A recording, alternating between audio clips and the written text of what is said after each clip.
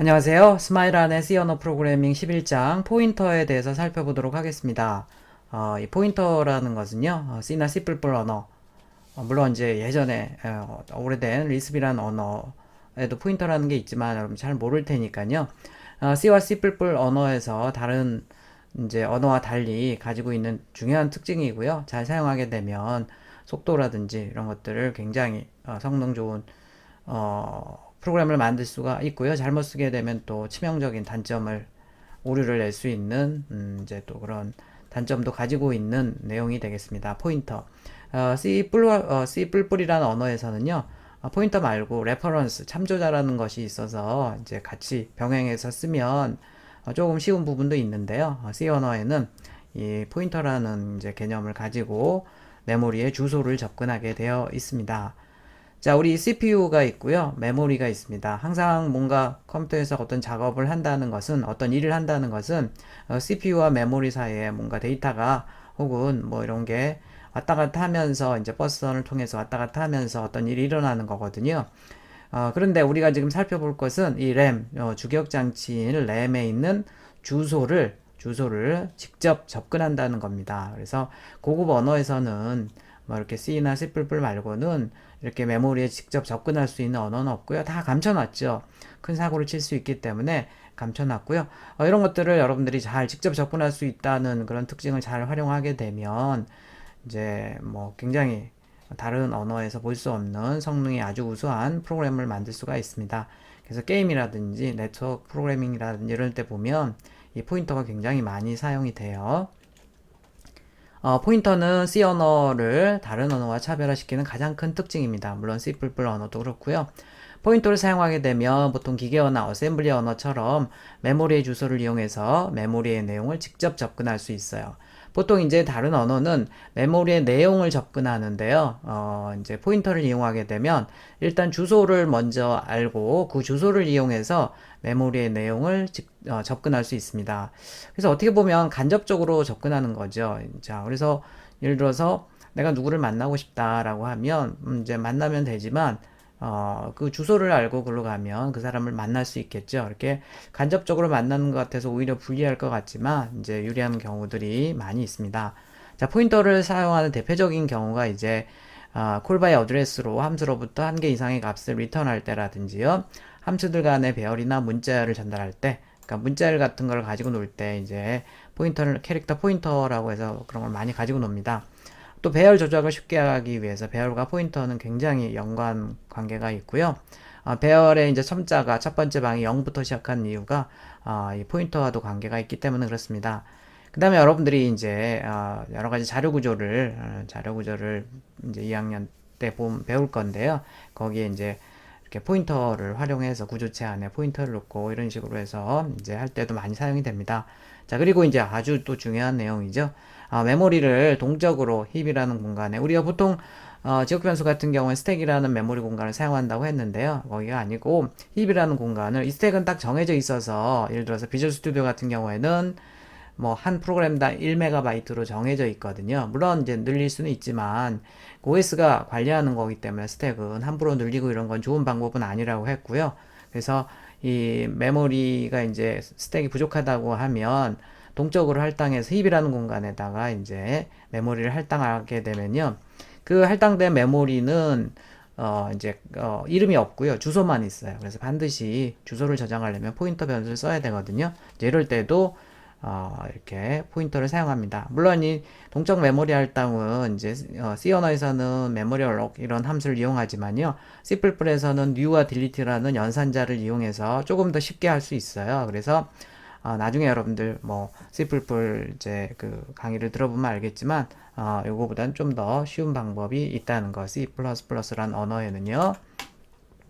자, 그래서 대표적으로 지금 사용하는 이런 예제들을 제가 하나씩 뽑아왔는데요. 물론 뒤에서 책에서 자세하게 얘기를 할 겁니다. 그래서 일단은 뭐 넘어갔다가 다시 한번 잠깐 보도록 하겠는데, 그렇게 갑자기 소스가 어려 보이죠? 캐릭터 별표, 캐릭터 포인터라고 있습니다. 그 다음에 이제 콜바이 어드레스를 콜바이 레퍼런스라고도 하기도 해요. 콜바이 어드레스를 이제 구현하는 그런 예제가 되겠는데, 함수를 호출할 때 주소를 가지고 호출하고 포인터로 받아서 포인터 연산을 하는 부분이 되겠고요. 자, 그리고 어떤 이제 함수를 만들 때 이렇게 콜바이 밸류 방식과 콜바이 어드레스 방식으로 해서 만들 수가 있고요. 그러면 얘네들은 값을 넘기는 거고 얘네들은 이쪽에서 변화된 값을 가지고 올 수가 있습니다. 그래서 요거 다음에는 이 네 개의 값은 변해 있고 그렇게 되어 있어요. 스캔F나 이런 함수 쓸 때도 이제 이런 식으로 하고 있는데 뭐 아직은 너무 어렵죠. 그 다음에 이제 동적 메모리 할당할 때도 이렇게 포인터 변수에다가 주소를 넣어줘야지 되는 거고요.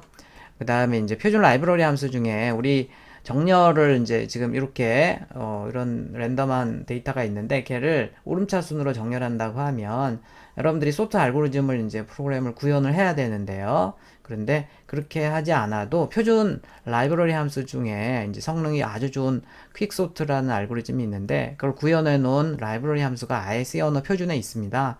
그래서 그 이제 퀵소트 함수 같은 걸 쓸 때 또 보면 여기 마지막 인자에다가 마지막 매개 변수에다가 이렇게 함수 포인터를 C 언어에서 가장 어려운 문법이 바로 이 함수 포인터입니다. 함수도 어렵고 포인터도 어려운데 얘 합쳐놓은 거네요. 함수 포인터. 그래서 이런 함수를 이제 호출하는 식으로 해서 해줘야 돼서 이제 이런 이제 이 큐스트라는 이제 아주 좋은 함수가 있는데도 대부분 이제 직접 정렬 알고리즘을 짜고 이런 것들도 물론 도움이 되지만 잘 안 쓰는 이유가 바로 이 함수 포인터라는 문법을 몰라서 그래요.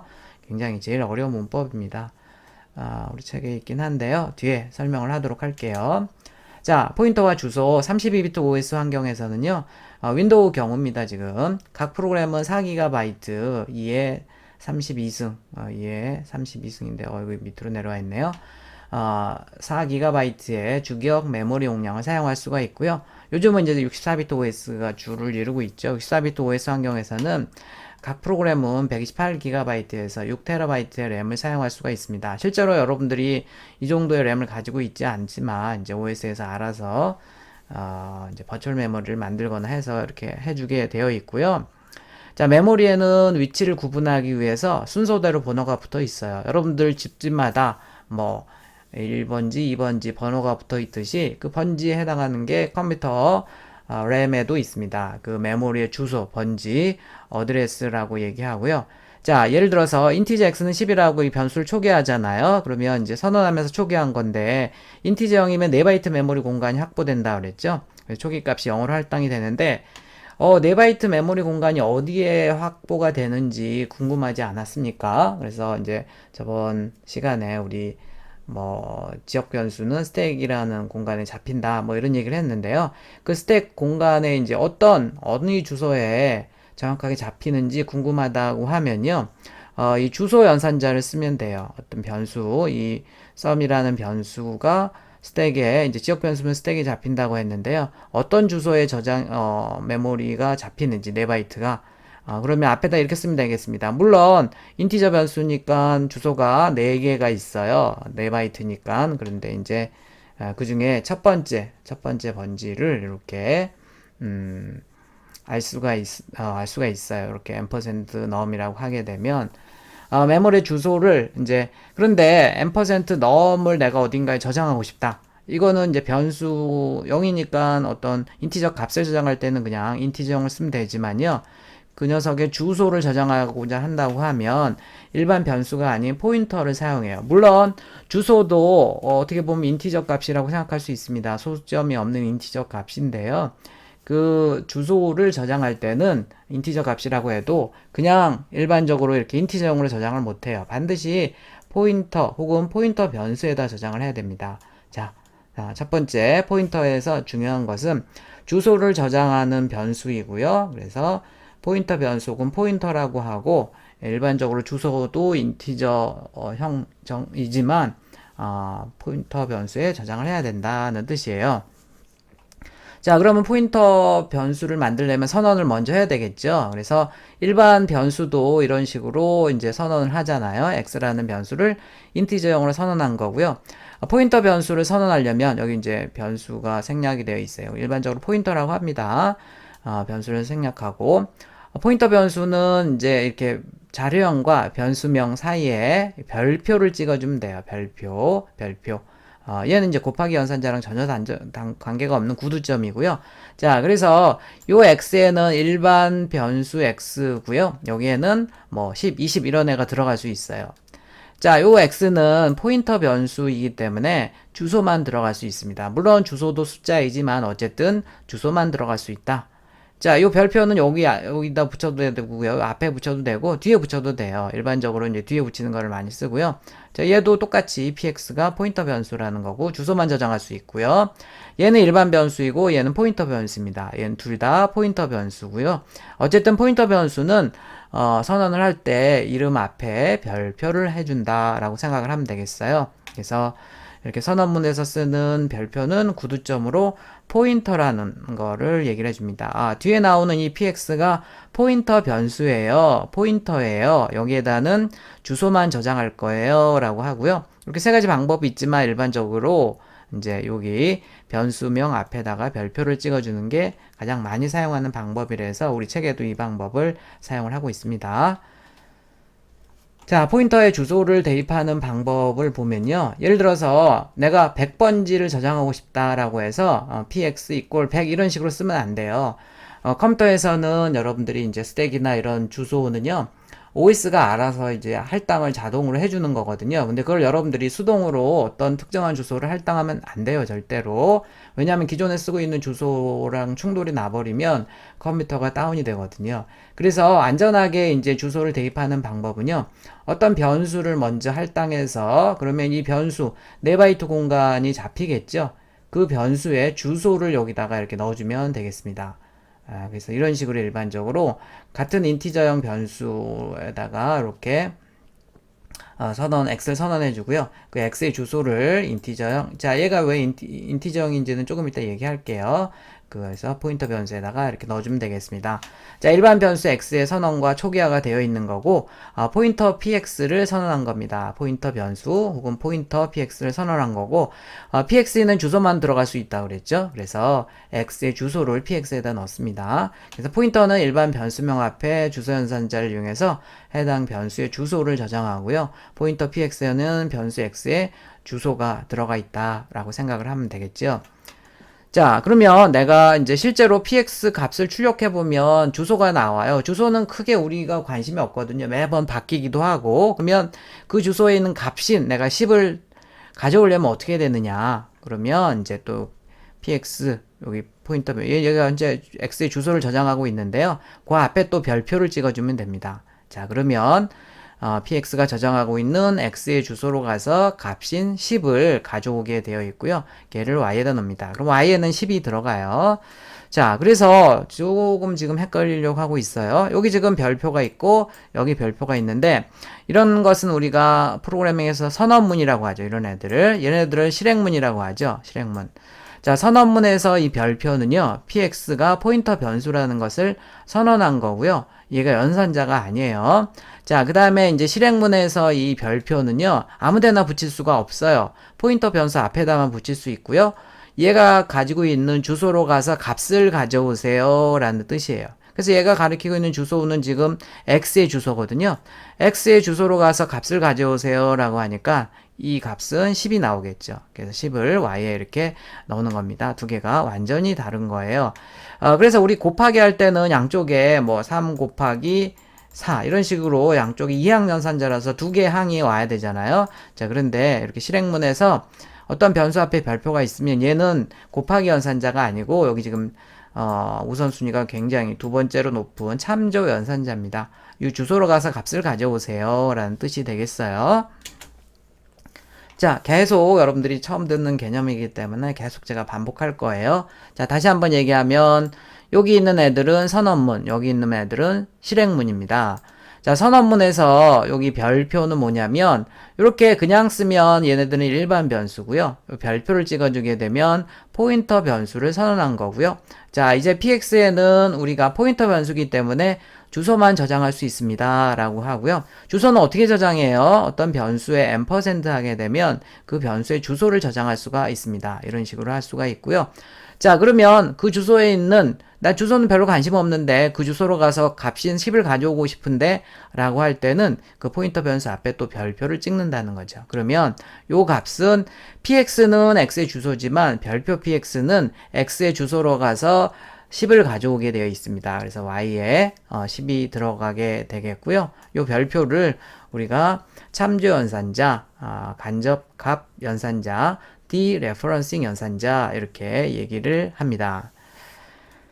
자, 그 다음에 이제 요 별표 px가 이쪽 여기 지금 오른쪽에 있을 수도 있지만 왼쪽에 있을 수도 있어요. 자, 그러면 이제 이건 무슨 뜻이냐면 이 px의 주소로 가서 그 값을 20으로 넣으세요 라는 뜻이 되겠어요. 이거랑 똑같은 뜻입니다. 그런데 어떻게 이렇게 복잡하게 해요? 라고 하는데요. 이제 이게 call by address에서 이제 이런 방식으로 하는데 지금은 좀 어렵죠. 괜히 이렇게 할 것 같지는 않아요. 그냥 x에다 20을 넣지 어떻게 x의 주소로 가서 그 값으로 20을 넣으세요. 이렇게 할 수가 있느냐라고 하는데요. 이제 call by address를 구현할 때는 이런 식으로 합니다.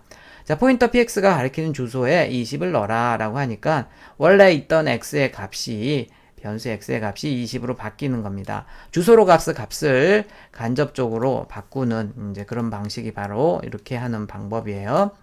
자, 예제 하나를 보면요. 포인터의 선언과 간접값 참조라고 되어서 계속 반복이 됩니다.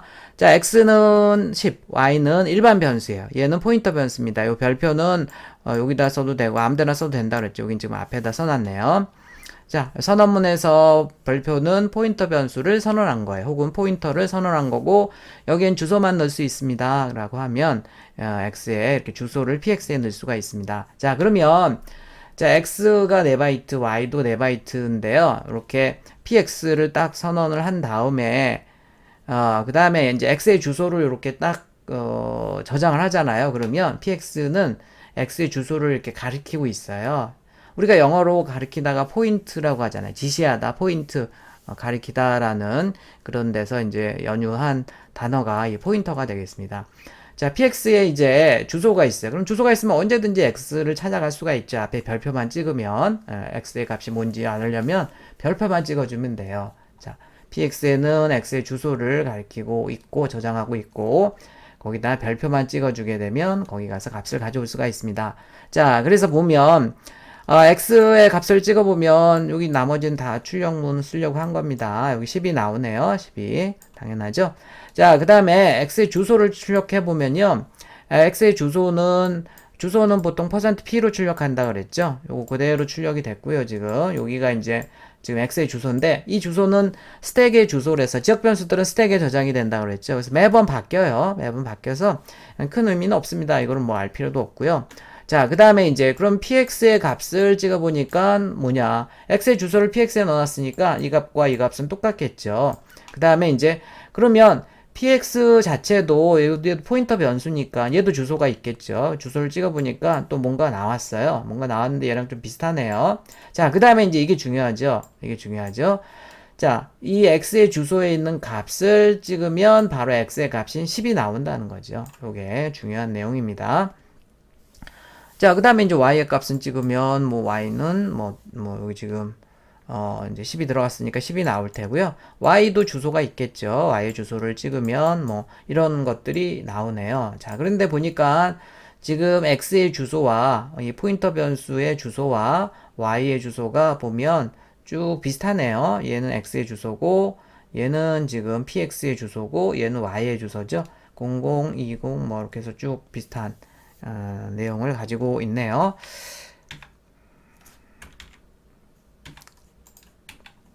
자, 뭐.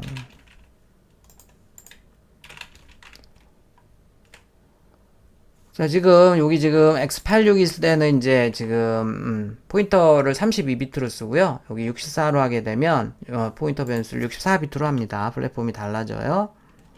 자, 이렇게 해서 이제 나오는데, 매번 달라요, 이 값은. 자, 지금은 67 어쩌고저쩌고 나왔는데 이렇게 다시 해보면 또 다르죠.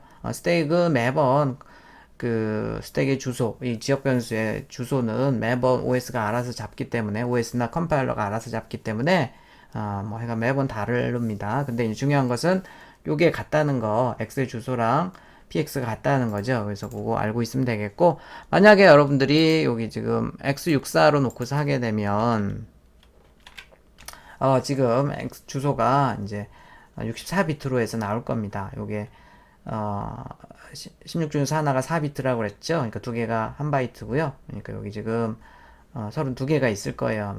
여기 쭉 있을 겁니다. 그래서 이렇게 할 수가 있고요.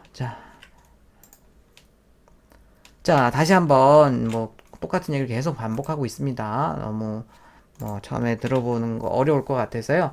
자, x는 10이라고 하면 x는 이제 4개의 주소가 있는데 그 중에 이제 초기 값이 10이 들어가 있어요. y는 초기 값이 없으니까 보통 쓰레기 값이 들어가 있고 y도 어디 공간을 잡을 테고요.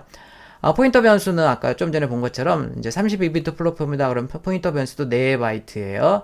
물론 8바이트로 할 수도 있긴 한데 일단 4바이트라고 하면 포인터 변수도 이렇게 주소를 가지고 이제 4바이트를 할당을 하고 있고, 자, x의 주소를 px에 딱 넣는 순간 어떤 일이 나냐면 x의 주소는 4개거든요. 4바이트니까. 그런데 그 첫 번째 주소인 얘를 여기 딱 얘가 저장하고 있어요.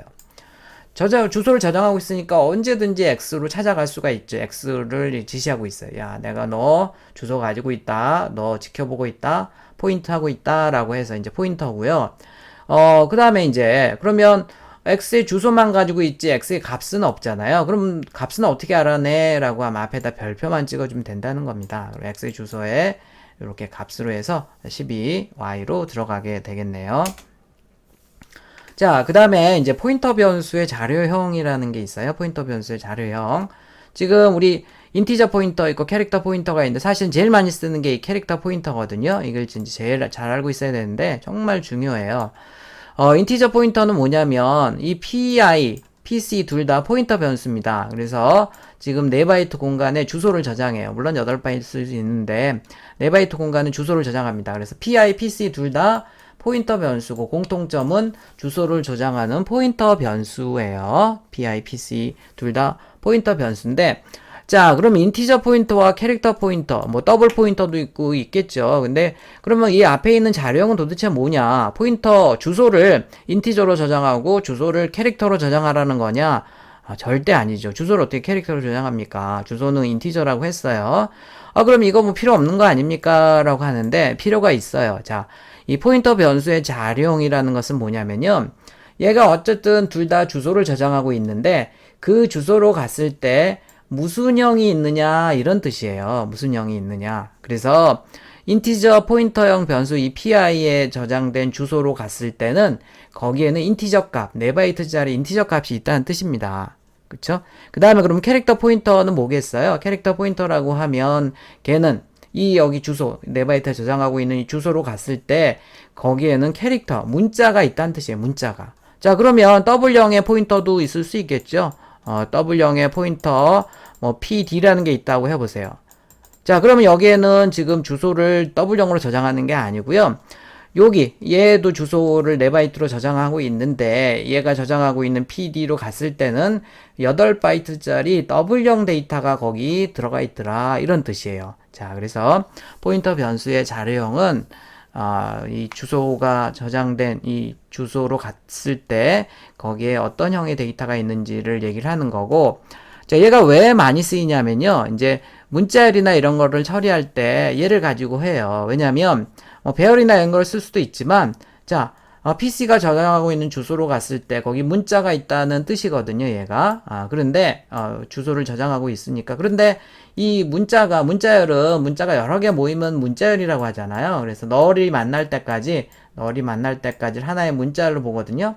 자, 그래서 첫 번째 방에 문자가 있다는 그런 의미를 가지고 있기 때문에 보통 얘를 문자열을, 그 뒤에도 문자가 있으면 그게 문자열이 되는 거거든요. 이제 문자열을, 배열을 좀 더 쉽게 처리하기 위해서 이 캐릭터 포인터형으로 를 많이 사용을 합니다. 캐릭터 포인터를. 다른 언어에는 대부분 스트링이라는 형이 있어서 그걸 가지고 많이 노는데요. C 언어에는 스트링형이 없어요. C++에도 있지만. 그래서 그때 이제 배열을 가지고 놀거나 이렇게 캐릭터 포인터를 가지고 문자열을 처리한다. 자, 그래서 여러분들이 이제 스캔F 함수나 이런 것들을 보면 이제 call by 어드레스 방식으로 호출하는데 똑같은 지금 스캔F와 프린트F를 한번 보세요. 내가 지금 num이라는 값을 10진수로 출력해라 할 때 이렇게 쓰죠. 그런데 스캔F는 이제 기억나는지 모르겠지만 num 앞에 이렇게 앰퍼샌드를 하잖아요. 앰퍼샌드. 자, 이렇게 앰퍼샌드를 하게 되면 얘 주소를 이렇게 이제 가지고 이 스캔F로 호출하는 거거든요. 자, 보통 뒤에서 얘기를 하겠지만 이렇게 주소를 가지고 어떤 함수를 호출하게 되면 이 함수가 끝나고 나면 이 변수의 값이 바뀌어요. 이제 그게 바로 콜바이 어드레스라는 개념인데요. 어쨌든 뭐 이렇게 앰퍼샌드를 하게 되면 뭐 이렇게 콜바이 어드레스 방식인데 배열 같은 경우에는 그냥 배열의 이름만 쓰라고 또 했었죠. 그게 이제 또 배열의 이름이 배열의 첫 번째 주소로 해서 그래요. 이건 이제 배열이나 이런 거 할 때 같이 얘기를 이제 하죠. 그래서 어쨌든 뭐 이런 식으로 해서 이제 요게 또 이제 실제로 스캔F 함수는 포인터로 받을 거거든요. 스캔F 표준 라이브러리 함수를 만들 때는 그렇게 했을 거예요. 좀 어렵죠? 나중에 예제가 나오면 얘기를 하도록 하고요. 자, 우리가 이제 배열 같은 경우에 예를 들어서 ABC를 저장하고 싶다. 그러면 이제 문자열은요, C 언어에서 요 캐릭터형으로만 안 돼요. 이렇게 해서 방이 뒤에 널 문자도 있으니까 방이 4개가 있어야 되고 이렇게 배열에 저장을 해야 되고요. 이렇게 배열에 저장하게 되면 이제 첫 번째 방에 A가 들어가고 B가 들어가고 C가 들어가고 여기 널이 들어가고 해서 4개가 딱 들어가요. 자, 그런데 얘를 이렇게 할 수도 있어요. 자, 아까 얘기했었죠? 이 캐릭터 포인터형 이 변수에는 가면 첫 번째 방에 그 방에 문자가 들어가 있다는 거죠. 그래서 얘는 지금 어떻게 그릴 수 있냐면요. 여기 이 주소로 이 ch가 저장한 주소로 가면요. 거기 이게 A가 있다는 뜻이에요. A가 있다는 뜻인데 그게 이제 첫 번째 방에 A가 있다는 거고 뒤에는 뭐 다음에 B와 C가 이렇게 있다는 뜻입니다. 여기도 자동으로 널이 들어가거든요. 그래서 이렇게 들어가 있는 거고 그래서 이렇게 배열을 가지고 노는 방법도 있고 캐릭터 포인터를 가지고 노는 방법도 있어요. 똑같아요. 그래서 이렇게 두 가지 방법으로 해서 할 수가 있는데 배열은 이렇게 딱 개수가 정해져 있는데요. 이 캐릭터 포인터형 같은 경우에는 첫 번째 방의 주소만 가지고 있지 뭐 개수나 이런 건 정해져 있지 않기 때문에 훨씬 더 융통성 있게 이제 문자를 가지고 놀 때 이 캐릭터 포인터를 사용을 할 수가 있습니다. 자, 그래서 비슷한 예제인데 한글 이름 하나를 저장하겠다 그러면 한글은 이제 두 바이트잖아요. 그래서 윈도우즈에서는 그래서 이제 이게 6바이트고 하나 널 문자가 있으니까 배열로 7개의 방을 만들어 성길동을 이렇게 저장할 수 있는데 이렇게 하게 되면 딱 방이 7개인데요. 캐릭터 포인터를 이용하게 되면 이렇게 뭐 길이가 정해져 있지 않은 배열에 비해서 융통성 있게 문자를 가지고 놀 수가 있습니다. 자, 이제 배열과 포인터의 개념도 이제 나중에 살펴볼 것이고요. 자, 그런데 이제 여러분들이 조금